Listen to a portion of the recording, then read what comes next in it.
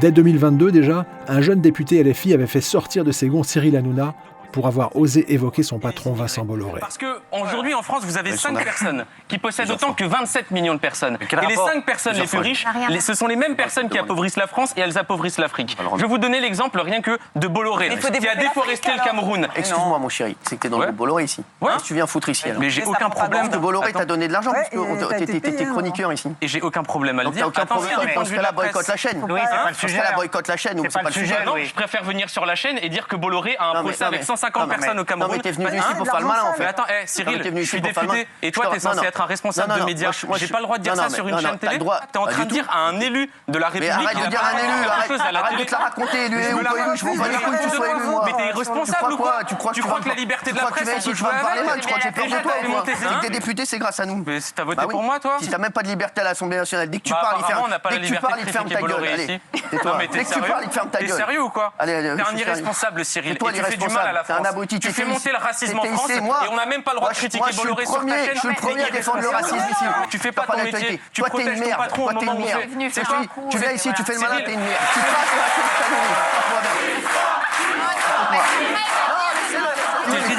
passes la T'es ridicule. Tout le monde te trouve ridicule. Tu vois ce que je te dis? Et t'es un mec qui fait monter le racisme. T'es un naze. Allez, barre-toi.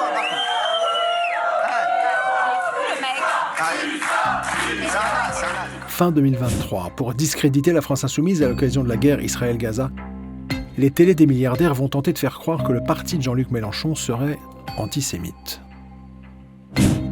Parmi les éléments à charge, ce communiqué publié le 7 octobre 2023 en fin de matinée, alors que le monde découvre à peine les atrocités commises par le Hamas. L'offensive armée des forces palestiniennes, menée par le Hamas, intervient dans un contexte d'intensification de la politique d'occupation israélienne à Gaza, en Cisjordanie et à la Jérusalem-Est. Nous déplorons les morts israéliens et palestiniens. Nos pensées vont à toutes les victimes. L'escalade actuelle risque d'entraîner un cycle de violence infernale. La France, l'Union européenne et la communauté internationale doivent agir sans délai pour empêcher cet engrenage. Dans l'immédiat, il faut obtenir un cessez-le-feu et la protection des populations. Pour cette ancienne proche de Jean-Luc Mélenchon, ce communiqué a été publié trop tôt. Le 7 octobre à 11h du matin, ses rédacteurs n'étaient pas conscients de l'ampleur du massacre commis par le Hamas. Pour moi, c'est une faute politique. C'est une faute politique parce qu'il vaut mieux parfois attendre. Avoir bien les éléments, se poser et ne pas avoir, entre guillemets, des réflexes un peu pavloviens sur des événements politiques. Et là, on voit bien que les médias se sont engouffrés dans cette brèche ouverte pour criminaliser la France insoumise et en faire un procès, quelque part, de celles et ceux qui soutiennent le peuple palestinien. 2 jours après ce communiqué maladroit, Manuel Bompard va tenter de clarifier la position de la France insoumise sur le plateau de France 2. Bonjour et bienvenue dans les 4V, Manuel Bompard. Bonjour. Plus de 700 morts, plus de 2000 blessés selon un dernier bilan. Quel est votre degré de condamnation de l'attaque qui a visé Israël ce week-end? Total. Ma condamnation et ma compassion d'abord, et je crois qu'il faut commencer par ça, dire mes pensées pour les victimes. Et je pense que nos premiers mots doivent être d'abord des mots de compassion. Et les actes qui... Mais à l'instar de l'ONU ou de la BBC, il refuse de qualifier le Hamas de mouvement terroriste. Les actes qui ont été commis sont, de manière très claire, en droit international, des actes qui s'apparentent à des crimes de guerre. Et donc moi, je condamne bien évidemment les crimes de guerre. Manuel Bompard a beau tenter d'éteindre l'incendie, des personnalités pro-israéliennes vont s'enflammer contre le parti de Jean-Luc Mélenchon. La France insoumise, ils jouent un jeu très dangereux. Qu'ils aillent chercher les voix des musulmans avec plaisir. Et au contraire, bravo à eux parce que les musulmans, ils ont besoin aussi d'avoir un parti qui les soutient. Peut-être plus que les autres. Mais qu'ils aillent chercher les voix des terroristes, il faudra qu'ils rendent des comptes à un moment et qu'ils les rendent très vite. Juste après l'attaque du Hamas, Jean-Luc Mélenchon avait pourtant publié sur Twitter une déclaration rendant hommage à toutes les victimes du conflit. Dans le cas où vous l'auriez oublié, je vais vous la relire, c'est un tweet, ça ne prend pas beaucoup d'espace. J'ai dit « Toute la violence déchaînée contre Israël et à Gaza ne prouve qu'une chose. » Là, on est dans les premières heures du combat. Toute la violence déchaînée contre Israël et à Gaza ne prouve qu'une chose, la violence ne produit et ne reproduit qu'elle-même. Horrifiés, nos pensées et notre compassion vont à toutes les populations désemparées, victimes de tout cela. Les peuples palestiniens et israéliens doivent pouvoir vivre côte à côte, en paix et en sécurité. Mais rien n'y fait. Sur les plateaux des milliardaires, Mélenchon est devenu une cible. Cette horreur. Et quand j'entends l'extrême gauche qui se défausse devant cette horreur, eh ben, vous m'obligez à dire ce que je voulais pas dire. Ben, il faut les dégommer, ces gens-là. Il faut les dégommer. En tout cas, politiquement. Ouais. Non, il faut les dégommer. Politiquement. Oui, ben, bien sûr, mais peut-être même physiquement. Électoralement. Il avance à visage découvert. Moi, ça fait des années que je soupçonnais Mélenchon d'être antisémite. C'est un antisémite et c'est une ordure. Faut quand même appeler les... Moi, je suis pas un homme politique. Voilà, faut appeler un chat un chat. Je l'ai tweeté et je l'assume.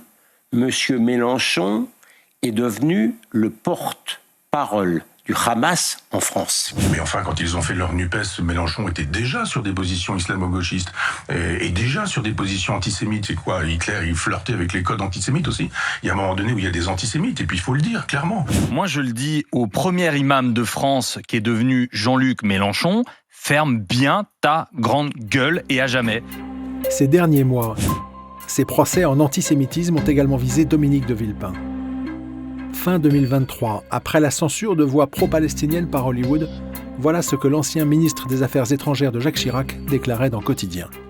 On voit en filigrane dans votre reportage à quel point la domination financière sur les médias et sur le monde de l'art, de la musique pèse lourd. Parce qu'ils ne peuvent pas dire ce qu'ils pensent, tout simplement parce que les contrats s'arrêtent immédiatement.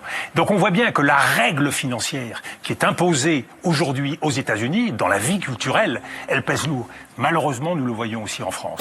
3 jours plus tard, BFM TV va lui attribuer une expression qu'il n'a jamais prononcée. Dominique de Villepin était chez nos confrères de Quotidien, c'est sur TMC, et voici ce qu'il déclarait. Au départ, il parle des États-Unis et il dénonce la domination de la finance juive sur les sociétés occidentales. Cette domination, dit-il, empêche les gens d'exprimer leur soutien aux Palestiniens. Ces dernières semaines, de Villepin était à nouveau soupçonné d'antisémitisme, cette fois sur France Info. Des Français comme Bernard-Henri Lévy, par exemple, disent que ces prises de position trahissent chez vous une haine des Juifs. Qu'est-ce que vous lui répondez ? Mais je vous ai répondu, vous m'avez écouté. Tout le monde m'a écouté depuis un an. Cherchez un mot, cherchez une parole qui soit répréhensible de ma part ou qui puisse aller dans ce sens. Vous, les journalistes, vous avez une responsabilité majeure en ne laissant pas accréditer sur les plateaux des choses fausses. On ne laisse pas colporter sans rien dire des calomnies et des mensonges sans vérifier les faits. À quoi faites-vous référence ? À ce qui a été dit sur vos relations avec le Qatar, par exemple ? BFM TV, par exemple, en son temps, il y a quelques mois, a parlé de domination financière juive. Je n'ai jamais employé ce terme. Bernard-Henri Lévy et d'autres intellectuels parlent de dénonciation par mois de la domination financière du sionisme international. Je n'ai jamais employé ce terme. Comme le dit Villepin, les éditorialistes parisiens devraient faire plus attention. En octobre dernier, Yann Moix assimilait carrément Mélenchon à un néo-nazi. Et LFI aura des comptes à rendre, parce qu'on n'est pas là dans l'extrême gauche, on est dans quelque chose qui, si ce n'est du crypto-fascisme, est quasiment du néo-nazisme, mais à l'extrême gauche. Du néo-nazisme ? Tiens, ça rappelle les caricatures antisémites de Yann Moix quand, étudiant à Subdeco, il faisait circuler des fanzines se moquant de la Shoah.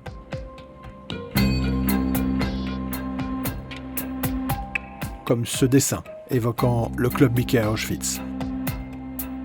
La haine des Juifs serait-elle plus répandue à l'extrême droite qu'à l'extrême gauche, comme le laissent penser des condamnations de Jean-Marie Le Pen pour antisémitisme ? Ces derniers mois, dans les coulisses de CNews, un jeune reporter est tombé de sa chaise quand il a entendu Pascal Praud défendre le maréchal Pétain. Une fois, je faisais mes notes de frais tranquillement, et il s'est pointé au desk. Et comme ça, gratuitement, il s'est mis à défendre Pétain. En fait, c'est un provocateur. Et ce qui est chiant avec lui, c'est que vous ne savez pas à quel point il pense à ce qu'il dit. Mais d'un coup, il s'est mis à défendre Pétain en disant que c'était pas si terrible ce qu'il avait fait parce qu'il avait sauvé des juifs français, enfin bref. Et puis il est reparti parce que nous, on s'est regardé, on savait pas quoi répondre à ça. Il a lâché son petit laïus. C'est un provocateur, ce type.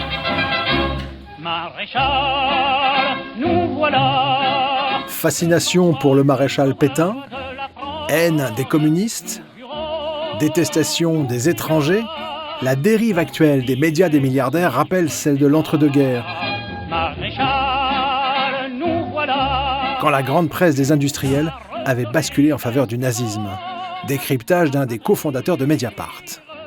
Effectivement, les grands industriels avaient à l'époque de la même façon racheté bon nombre des grands journaux d'information. C'était une presse corrompue, massivement corrompue. C'était une presse totalement instrumentalisée. Et c'est une presse qui ensuite, pour l'essentiel, a sombré dans la collaboration. 10 minutes en off, c'est des extraits de nos documentaires refusés par toutes les chaînes. Aidez-nous à déverrouiller l'information. Faites un don.